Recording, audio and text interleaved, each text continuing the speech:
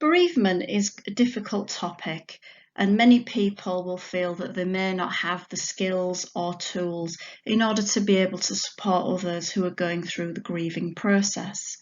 However, as we hope to highlight on this learning module, that there are some ways that people are able to support children and young people just via everyday interactions at school. And it is natural to feel a bit nervous or a bit anxious about the topic of bereavement. Obviously, some people may be more confident than others to deal with bereavement, maybe because of that's how they feel, or they may have had training or expertise in the area. For example, ELSAs at the school, wellbeing coordinators, pastoral leads, and maybe some other people that have done some other courses. So it's worthwhile knowing who these people are and seeking support from them, or if they have any resources that are suitable, or maybe talking things through with them if you feel that you are struggling a little bit with this. So as you can see from this slide, we've set out some aims for this learning module. So we're going to be looking at the range of loss that may impact on a child or young person's sense of well-being and explore that. We'll also be considering the nature of the grieving process, and we'll look at two contrasting models of this. And we'll also think of different ways that youngsters respond to death in relation to their ages or their stages of development. So I'd like you to consider just for a few minutes, and this it'll help to think about your own situation of your own family during the COVID-19 pandemic, because there's likely to be a lot of similar areas here. To really think about the different types of loss that young people and children may have actually experienced during the lockdown period since March the 23rd this year. So have a think about those and maybe jot some down or talk to others about your ideas. So it might be a good idea to pause here for 2 or 3 minutes before resuming play. Okay, so you've probably got lots of ideas there about some of the losses that children and young people may have experienced, probably linked very much to the ones that you yourself have experienced, because they're likely to have a lot of similarities. So what we've done here is we've just categorised these into 5 areas, and they do overlap. So the first one is looking at the loss of familiar environments, obviously like the school, maybe loss of being able to go to other carers' homes like grandparents, or maybe another parent's home if their parents have been separated or divorced, and even play parks and places that the children would most normally go to. And linked very strongly to this is the loss of significant adults from their lives, such as school staff, and family members such as grandparents, or the other parents or siblings that don't live with them, who are older. So linked to this again, the loss of attention. And this can come in many guises really, and will vary from one situation to the next. So some children may have parents who have been key workers, and therefore the children may have actually been at school during the lockdown period, albeit school will be looking like a very different place from what it usually does. Some parents may have been working from home, and children may have had to adapt to long periods of time through the day where parents just simply are not available due to having to attend meetings, write reports, etc. And also the parents may have had lots of other on carers, other situations that may divert attention away from their children and young people, such as family illnesses, worrying about family illnesses, worrying about money, finances, unemployment, or just maybe there may be family tensions in the home arising from the situation, or any time that is spent with children and young people by parents, carers, may be devoted to, instead of fun things, might now be devoted to schoolwork and learning. So that will be a bit of a change for young people. And then the loss of friendships and social interaction is a big part of this. Clearly, a lot of children, I think I was reading approximately 75% have been using social media or videoing platforms to maintain contact with friends, relatives. However, this isn't quite the same as actual physical contact and being able to interact with your friends. So that will be an acutely felt loss. And for younger children, the loss of play, diminished opportunities for play, which, as we know, is very important for social development. And linked to this, linked to social interaction, is the loss of opportunities. So as well as clubs, hobbies, sports, cancelled holidays, cancelled events such as birthday parties, going to play centres, play parks, play dates with other children. May also be a loss of technology. So, you know, it may be that tablets and laptops may have been allocated around siblings and parents and carers for work and or schoolwork. And there may not have been enough available for everybody to use, which may have had an impact. It may have caused loss of learning, for example, if there simply isn't enough to access school tasks which have been placed on online platforms. So in addition to those losses that we've just looked at, a minority of children and young people may also experience much more significant or extreme losses during the COVID-19 pandemic. So the one that would most readily spring to mind and the main focus of this module is those that experience the death of a parent, sibling or other family member. And this may not be just due to causes because of COVID-19. There are other things that these people or relatives may have passed away with. And it's worth noting that 1 in 25 children will experience the death of a parent or sibling. So there also may be death of family or local member of the community, or even the school community, which may also impact upon these children. And obviously those at risk, those over the age of 80 or with underlying health conditions or both, have been the most at risk. So grandparents, great-grandparents, etc., would be those who, may have been lost. So other health issues that may be quite significant in terms of impact could be a relative or self or parent, sibling being in hospital for a period of time during the pandemic. And obviously the measures have not stayed static or stable. It's been evolving in terms of the rules around what people can and cannot do.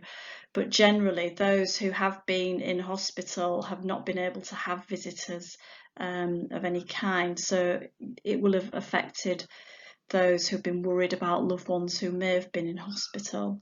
And then the whole issue around funerals and not being able to say goodbye or even attend funerals to gain some sense of closure. So those things that become part of the social process and grieving process, will have changed or been significantly different during this period. And also the final statistic, I mean, we've seen recently in the media that calls to shelters and domestic abuse helplines have actually increased by approximately 25% during the pandemic due to people being less able to leave the home.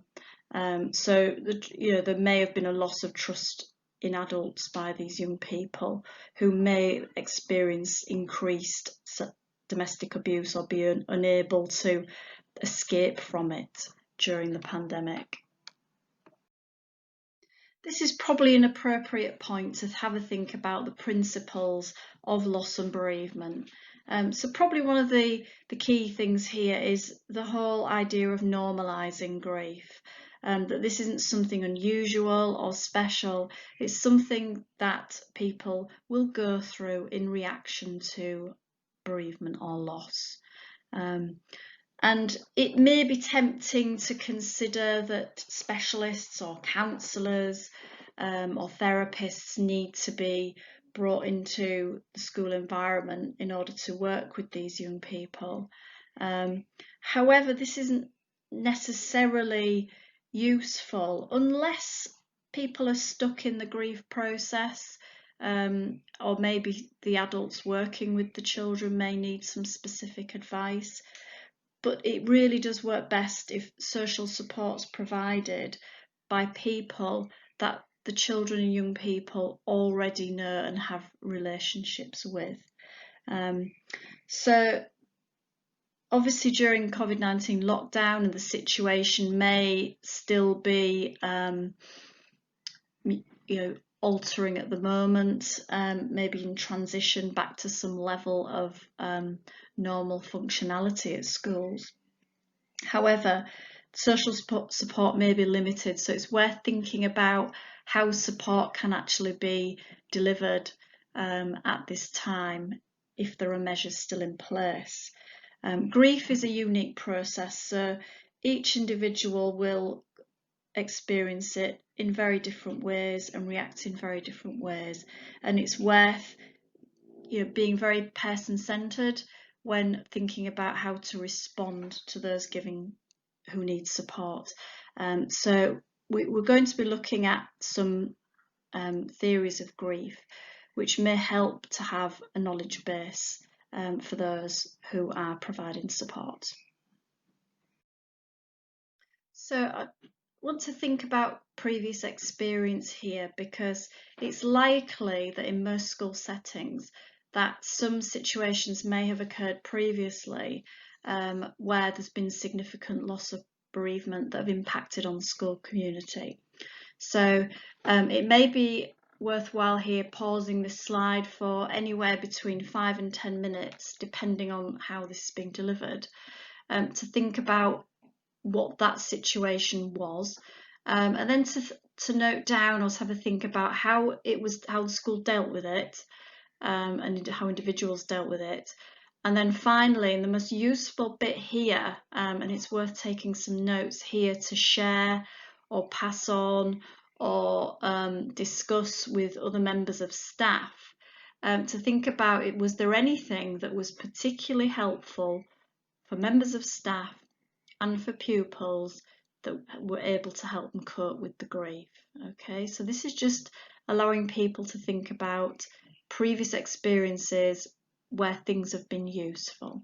So pause here for anywhere from 5 to 10 minutes.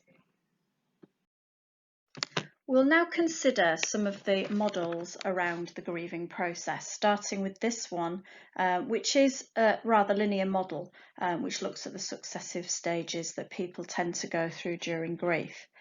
Please note that slides 8 to 12, showing a lot of these models and the details, might be useful to share these with the affected children and young people, obviously in an age-appropriate way, as it may actually help them to understand their grief a little bit better.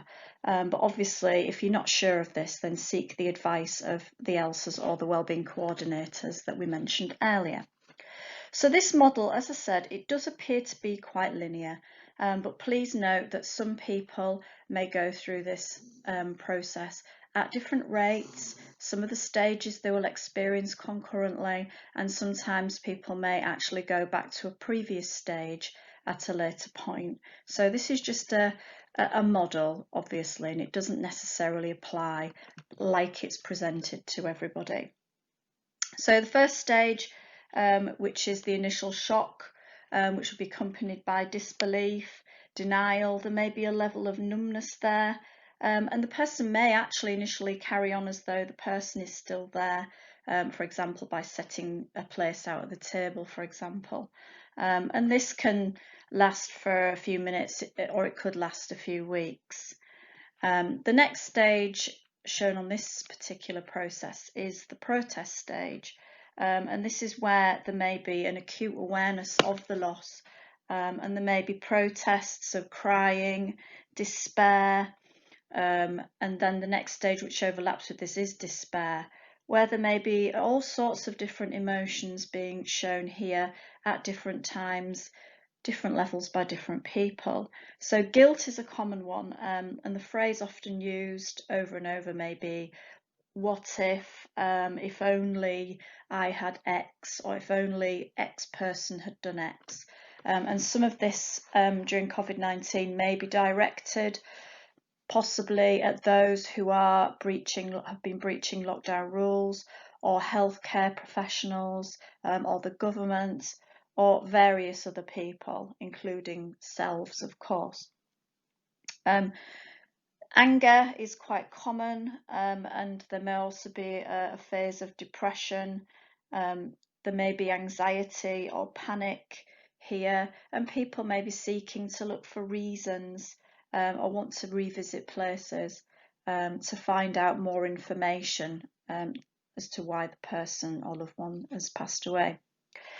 The final stage is acceptance, and this is where the person has now managed to be able to accept the loss and be able to move on to adjust to a new life.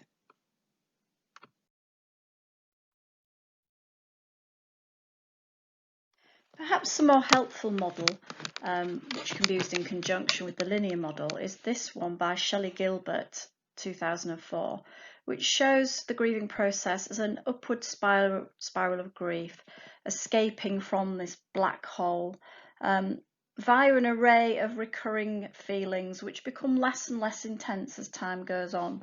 So you can see that there are similar feelings as in the linear model, such as shock, disbelief, denial, anger, guilt. But this acknowledges, this model, that these may be revisited several times throughout the process of grief. You can also see that this one acknowledges as well that there may actually be punctuations of happiness which occur during this process as well, which can provide a young person or a child with a real mix of emotions, which can be very, very confusing. So therefore, it's even more important here that we normalise their experiences in order for them to be aware that actually they're not going mad, that this is quite a natural process that they're going through. So this model, which is quite visual and might be quite helpful to show children, is Tonkin's model of the grieving process, whereby people actually manage to grow their lives around their grief and move towards recovery. So as you can see, initially a life is consumed by grief, and gradually the grief itself doesn't diminish or become smaller, but the person's life expands around the grief, and they manage to be able to bring other experiences and people into their lives. And although they've not forgotten their grief or the person that they've lost, they'll still be able to learn to live with it. So this model is providing a sense of hope in that there will be an adjustment and accommodation, and therefore the lives will become full of other things as well as the grief and person that they will still be clearly remembering. So this model, which is the grieving process, which is an adaptation by Barbara Munro of Tonkin's model that we've just seen, and this time she's using the analogy of ball in a glass jar. As you can see, the glass jar remains the same size, which represents the life of the person who's been bereaved. And 3 different size balls are used. So the first picture, where there is a large ball which almost fills the jar, this represents a life that's almost full with the grief and all the emotions experienced with that. Then as time goes on, she replaces the ball with the ball with a smaller ball and then onto a much smaller ball. So showing that grief does reduce over time. However, she did state that she felt this was an inaccurate view, and she did agree with Tonkin that actually it's the grief that remains the same, and the life of the person expands around the actual grief itself. So it may or may not be useful for you to use this model, but it's worth, having another perspective on grief. So the final model that we're going to present in this module is Monroe's grieving process model. Again, it's very similar to the one that you've just seen, and it's very similar to Tonkin's in that, as you can see, the individual's grief, the ball represented in this diagram, actually stays the same size, a little bit like in Tonkin's model. However, the jar, which represents the individual's life, grows around the ball, and therefore this allows them to expand, grow and accept their grief. It's worth thinking about how a child's behaviour might actually change as they're going through any of these stages of the grief process. So Monroe stated, "No one wants their grief to shrink. It's all they have left of the person who dies.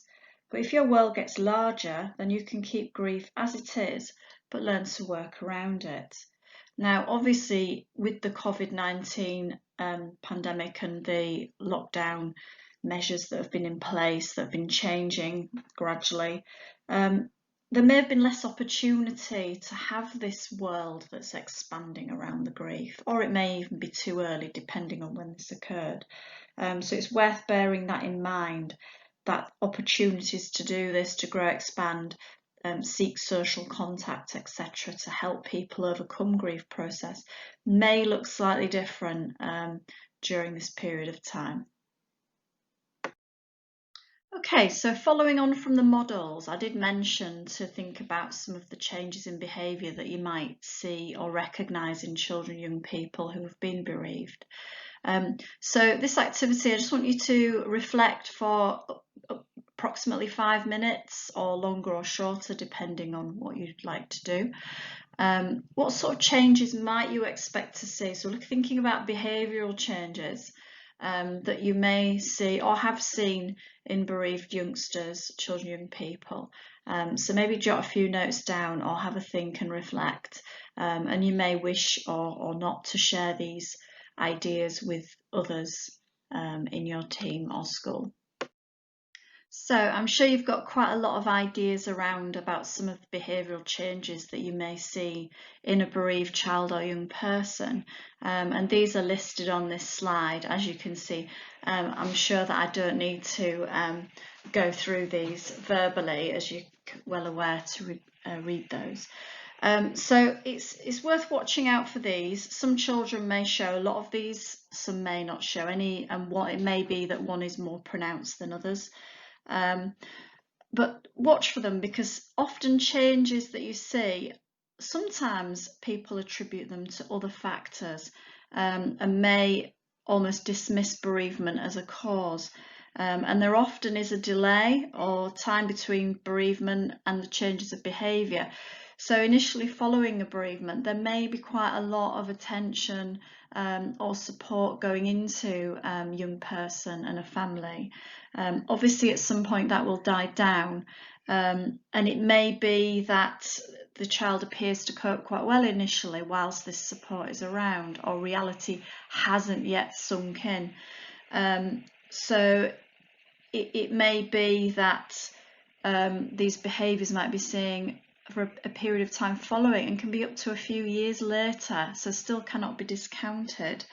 There may be even a number of years following the bereavement, precipitating factors, triggers or events that actually show a spike in some of these behaviours as the child goes back through the grieving process. Or the child may actually be stuck in the grieving process even several years down the line, and may need some additional support. There are a number of factors that can affect children and young people's expression of grief, and there's a few listed on here on this slide. So Obviously, the age and development of thinking skills is quite important, because cognitive development, which does link on with the next one on the list, which is language skills, cognitive development can strongly be influenced by level of language skills of a child or young person. And if this is quite low, this can limit the understanding of the situation, but also expression of thoughts or feelings surrounding the actual bereavement. The quality of support is a really significant area, especially during COVID-19 and the lockdown situation. Good support assists healthy grieving. However, this may be difficult in this particular time, so we need to think about what the quality of that support is and how it's being received. Complex cases may need some counselling, as I've mentioned earlier, where children or young people are stuck in a phase of grief. But it's worth knowing that in reality, the people that are best placed to deal with these children on a daily basis and should feel empowered by this are people who actually know the child and have a good relationship with the child, rather than avoiding. Obviously, if there are people who are going through the grieving process themselves, then these people may not be best placed to be there to support a child, and it may be tempting to choose an adult. Oh, you're going through a grieving process, oh well, you'll know what the child is going through. That's actually not really appropriate for this particular situation.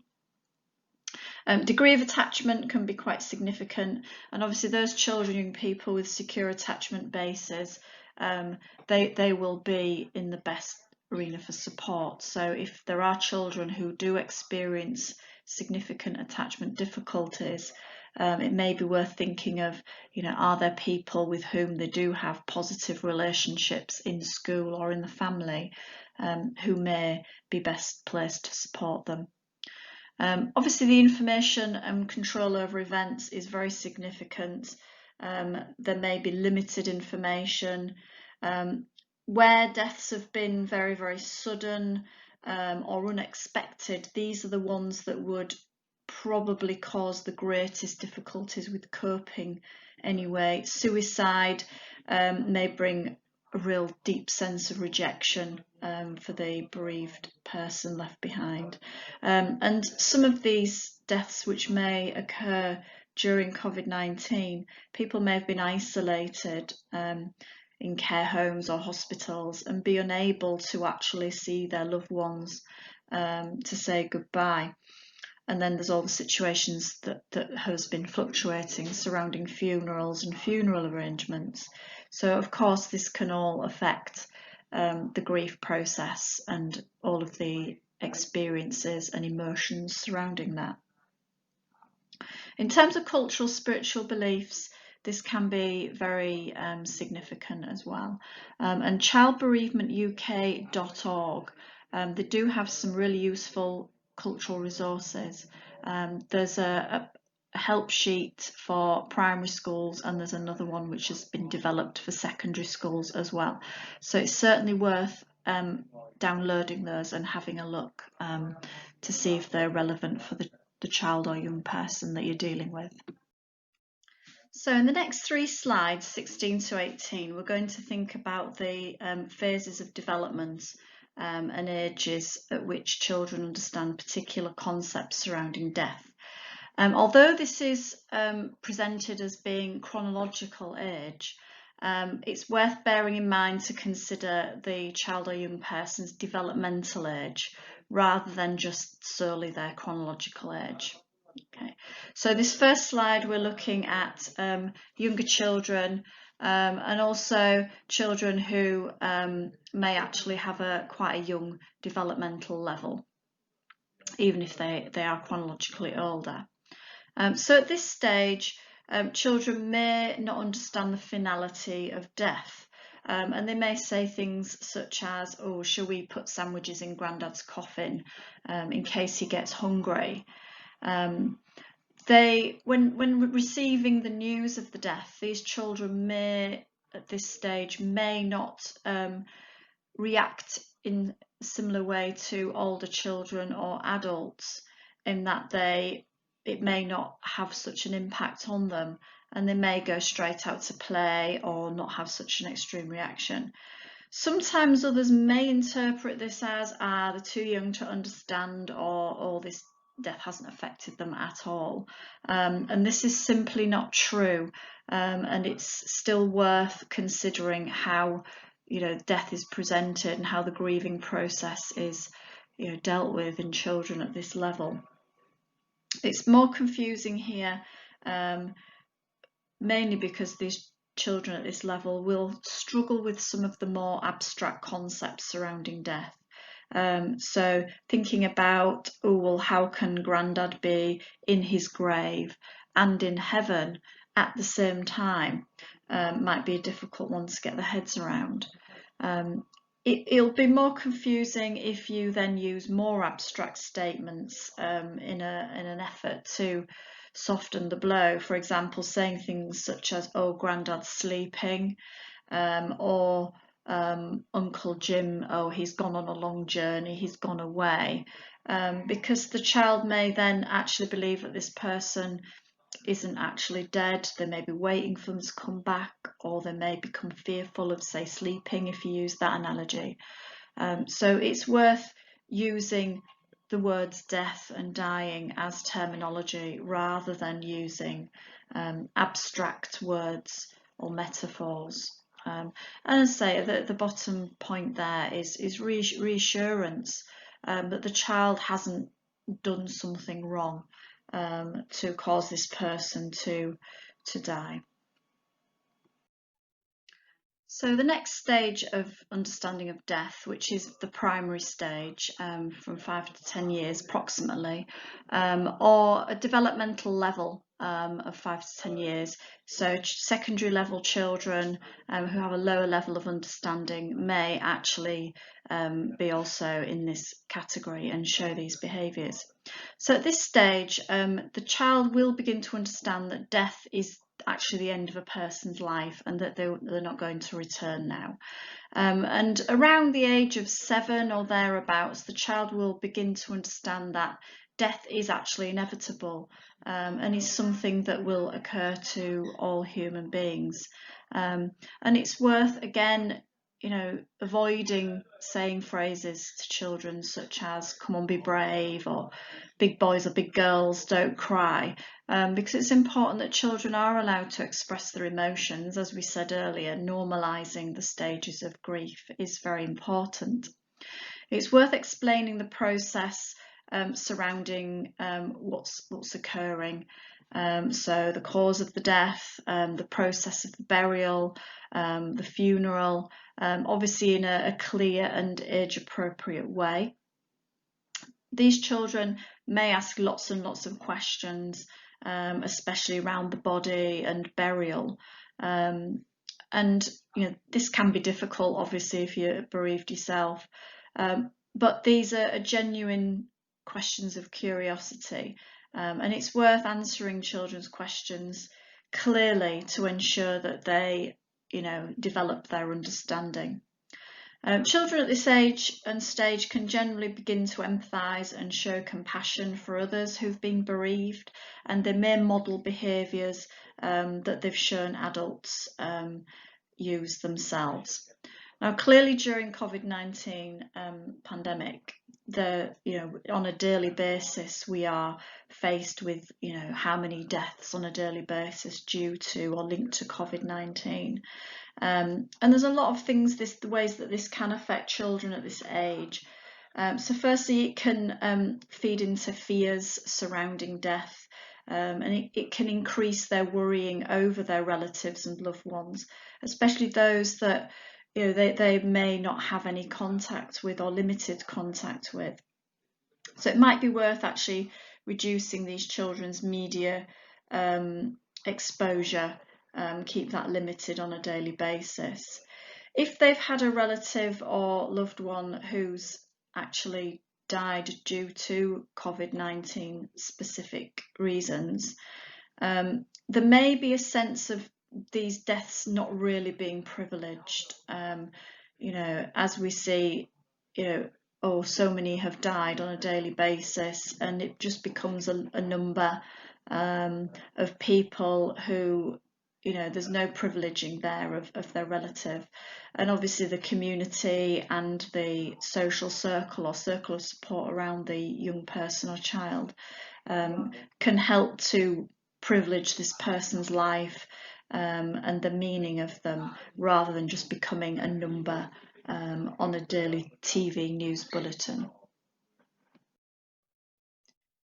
The teenager's understanding death is likely to be quite similar to that of an adult, and the feelings and emotions can be quite intense. They may focus on the injustice of the death and ask a lot of questions and be quite vocal about why the person who's died had to die. They may worry about finances or who's going to look after them if it's a parent or carer who's died. But these, young teenagers are likely to have developed a wider social network as they seek to create an identity separate from their own family. Or they may not. Some teenagers may be quite isolated. Social media is therefore likely for some of these teenagers to become very important. Often teenagers will be treated like adults, but they may really struggle to cope and manage with their strong emotions. They may become angry, they may resort to childish behaviours, or they may feel like they've got to grow up quickly and take on an adult role. And there is a risk here that behaviours which are undesirable, such as drug taking or resorting to violence, or becoming depressed or anxious, may also be possibilities here. Not for every teenager, clearly, but there is a potential risk.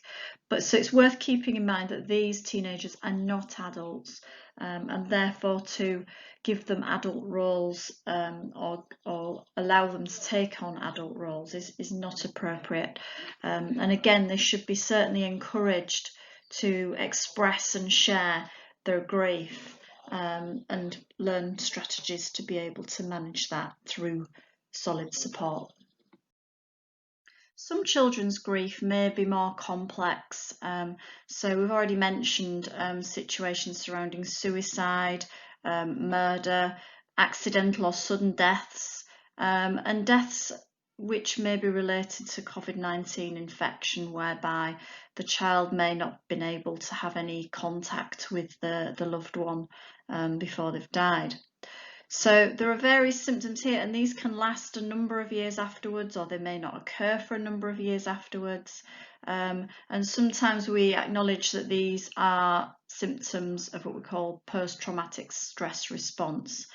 Please note that this is not the same thing as PTSD. So resilience factors of the child may affect this. So not every child that experiences post-traumatic stress symptoms will need particular specialist support. As I say, it depends on the resilience and other factors.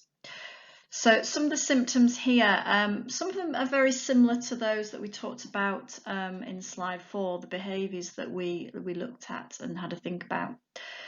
So it may include this idea of re-experiencing, where the child may have flashbacks or intrusive thoughts or images, or reliving particular parts of the original incident. There may be some avoidance, so feelings may be quite numb, might be a refusal to think about the particular incident or the people involved with the incident, may feel some distance from family and friends, and there may be a sense of hopelessness and futility around the future.